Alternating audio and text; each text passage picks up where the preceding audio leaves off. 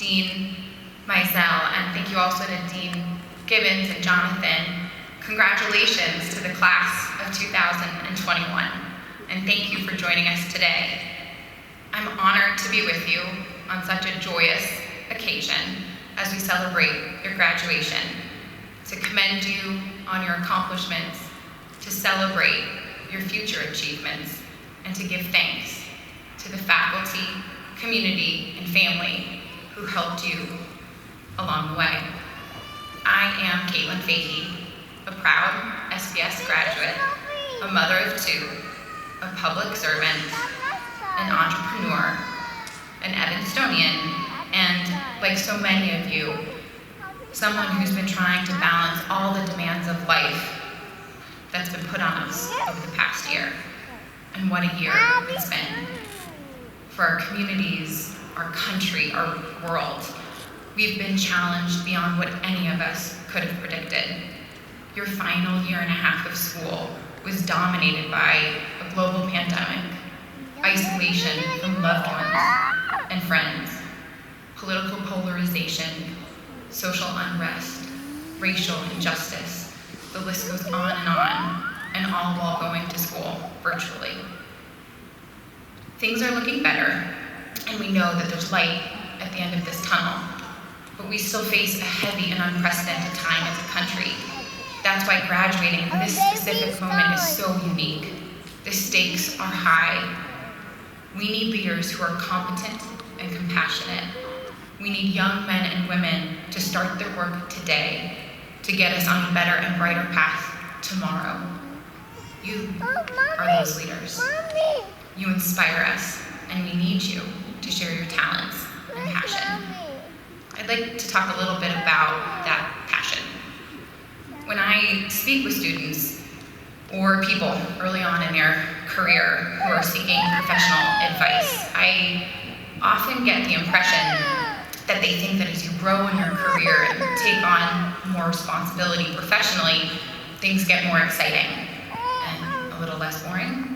And while yes, being a campaign manager and chief of staff to a United States Senator are incredibly exciting jobs, some of the best jobs I will ever have, probably, I remind them that all jobs are a bit boring at times. And one thing that can help you stay motivated about your work is doing something you're passionate about. Even when you don't have a perfect job, doing work that is meaningful to you can make all the difference. Work that resonates with your values and your talents. When you do work that is fulfilling, it feels less like work and more like passion. As you navigate the months and years ahead, balancing career and family demands, I hope you can find work that is meaningful to you. I've been fortunate throughout my career to do work that I'm really passionate about. When people look at my resume, they see what appears to be a clear path with a good trajectory, a series of moves up the career ladder, slowly but steadily imbued with more and increased responsibility. A path that includes the incredible privilege of having served as chief of staff to one of the country's most successful senators, and now as an entrepreneur starting out on a new venture. What they don't see are the periods of unemployment, the countless cups of coffee and lunches I got for other people, moving back into my parents' house in my 20s, and again in my 30s. They don't see sleepless nights trying to balance having a career and having children. They don't see the struggle, the doubt, the fear that comes with trying to do something that isn't easy and was never a given. They don't see the multiple times in my life that powerful people told me I should not or could not do the job I was applying for. Sometimes it was because they thought I was too young or inexperienced. Sometimes because I was a woman trying to do a job traditionally done by men. And once because I was pregnant and there was no way a new mom could do what needed to be done in that job. But I was determined, yes, riddled with self-doubt at times, regularly struggling with imposter syndrome, but regardless of the job, I was always passionate about the work and committed to the mission. I also found people in my life who were supportive and encouraging. The ones who told me I could do it, even when it seemed impossible. When you find those people, hold on to them. You'll count on their support when you face inevitable moments of doubt. I remember the first time someone I knew and looked up to, someone in a position of influence, told me I wasn't ready for the job I was applying to. I was really hurt and upset, and I believed him. So I didn't push for it, I didn't rock the boat, I waited, growing resentful and frustrated. Ultimately, I did get that job, but his underestimating me has always stuck with me. And it irks me to this day. He did me a favor, because I wasn't surprised the next time a different person in a position of power told me again that I wasn't ready for the next job. But that time, I didn't underestimate myself. I didn't give in to his preconceptions, his misconceptions about me. I knew and valued my own worth, and I stood firmly on my accomplishments and my potential. I share those stories with you because I think it can appear that successful people had easy paths or were uniquely qualified for a position. But successful people, the ones who are committed to growth and to learning, experience self-doubt and have been underestimated. They struggle too, but they stick with it. Despite and maybe a little bit in spite of those who took one look at us and said, no, not you, not this time. I know many of you have been told no because of your age, background, race, or gender identity. And I know you all have experienced this past year incredible struggles. But you not only finished your education from a top university, many of you did it while working long hours or taking care of children or other family members, in the midst of this pandemic. Take pride in that. You have demonstrated you can achieve great things, even the most difficult and challenging of circumstances. You have shown perseverance and grit.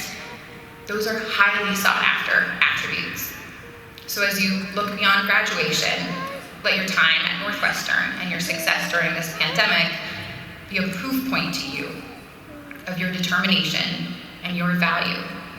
And don't let anyone underestimate you. Like so many of you, my time at Northwestern was an incredibly formative part of my life. It gave me skills and knowledge in a concentrated area of study. It solidified a personal network that I still use to this day. It helped me find my passion and map out a bold career path. Northwestern gave me the confidence to dream big and the skills to make those dreams happen. As an undergraduate at Georgetown University, I majored in government and Spanish. And while I was comfortable studying math and science growing up, I managed to avoid all but one class in college. So when I discovered that to graduate with a master's degree in public policy and administration from Northwestern, I needed classes on finance, budgeting, statistics, I was really nervous. In the end, thanks to wonderful professors and talented classmates, along with some tears and some all-nighters, I completed the prerequisites and was relieved to never deal with numbers, budgets, or statistics again. Or so I thought. During one of my final quarters at SPS, I was working at the Department of Veterans Affairs in Washington, D.C. as a political appointee for the Obama administration. My portfolio included managing a multi-million-dollar project. And because of my classes at SPS, I was able to quickly and effectively lead that project. My degree provided me with specific skills I needed at my job long before I realized I would need them. I know the same will be true for you. The countless hours studying, the papers, tests, labs, late nights, even in those classes you dreaded, will be worth it in your career in the long term. In addition to providing me with skills I didn't realize I would need, Northwestern created a network for me, one that I still call upon. Like many of you, what drew me to the SPS program was that it supports a balance between personal and professional lives while pursuing academics. In doing so, it attracts students from diverse backgrounds with unique circumstances and life stories. That diversity was undoubtedly one of the best parts of my time at SPS, meeting classmates, many of whom were established in their careers, who came from vastly different backgrounds from me. The police officer with whom I shared no political alignment and regularly debated with ultimately became a friend. The social worker who argued with me about why the state of Illinois government wasn't doing enough for her clients at a time when I worked for the state government. The seemingly well-connected, overly confident banker whose motivations I questioned, only to learn how much we had in common. They offered not only distinct perspectives to mine, but also shared the wisdom and real-world application of much of what we were learning. Those relationships were core to my growth as a person and a professional. The Northwestern community also gave me a personal connection that comes full circle today. In 2008, through the Master's in Public Policy and Administration program, I met the love of my life in a course entitled Terrorism and Public Policy. Not the most romantic of topics, I know, but I fell for a firefighter named Scott Waddle, and today, that man, now my husband, is a fellow graduating student. Scott, I am so honored to be able to recognize you, your hard work, and your tenacity. Congratulations, I love you. I can attest from personal experience that the network you have today, that you have spent years building, is an incredibly powerful tool at your disposal. You never know where your next opportunity might come from. In my case, every internship and job I've had since my senior year of college came from a referral. By that I mean, while I have submitted my name and resume to many jobs over the years, the jobs that I ultimately was offered and accepted were all through my network. A reference from a former colleague, a boss making a phone call, someone I met once at a happy hour months earlier, recruiting me for their team. My network has been instrumental in my career. And I mention the impact of relationships even as I tell you, I am an introvert. I am not someone who easily navigates social settings or large crowds, but I know the value in having meaningful connections with people. A network is based on reputation, sure, and working hard and being passionate about the work that you do is key, but it's also grounded in being kind and collegial with everyone you work with, being intense and determined about the mission of your organization. It's rooted in being a team player and putting the success of the team above your own personal gain. As you finish one chapter of your life and get ready to embark on another, look around you today. Cherish and nourish this community.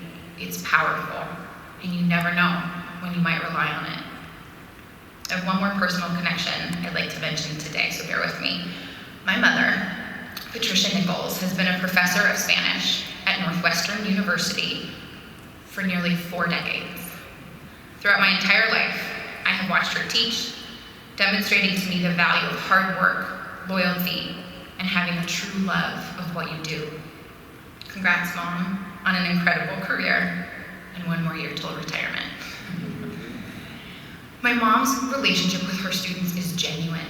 She has a personal commitment to their success while pushing them to their fullest potential.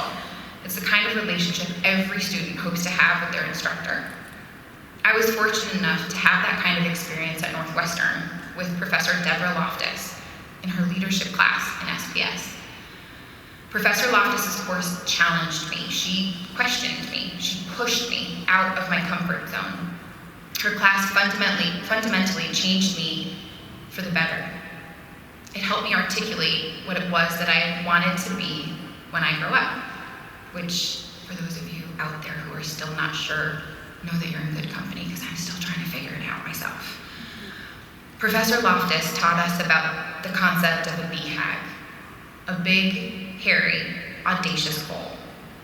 A BHAG is a compelling long-term goal that is clear and inspiring, so much so that the employees of that organization are motivated to do more and do better, which ultimately leads to increased success for the organization as a whole. Professor Loftus applied the BHAG theory to us as individuals. challenging us to develop specific, tangible, yet high-reaching goals for ourselves and our careers. We each drafted a detailed plan filled with specific steps that we would take, informed by our own passions, talents, weaknesses. And all these years later, I still remember my BHAG. I remember how bold it felt to write it down, to put on paper my dreams and aspirations. It was vulnerable and authentic. And I'm proud to say, May of this year, 10 years after I graduated, I achieved my BHAG by launching my own consulting firm. I encourage each of you to develop a BHAG. Don't just talk about big plans, write them down. Take the time and get specific. Write what you hope to do, how you hope to change the world for the better. There's no more appropriate time than now, fresh off of graduation, with a world that needs your determination and talents more than ever.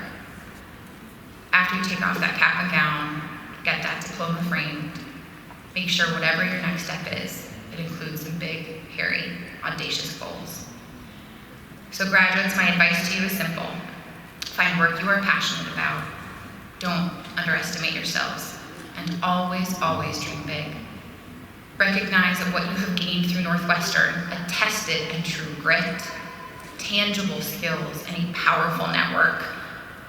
Use those along with your passion and your confidence to find success and achieve your goals. Be proud of yourselves. You are inspiring, and the rest of us are counting on you as you enter this next phase of your life. We have full confidence that you will be part of the solutions and positive change this world so desperately needs. You give us optimism and enthusiasm for the future. So, to the 2021 class of Northwestern University School of Professional Studies, congratulations. We wish you all the best in your future endeavors.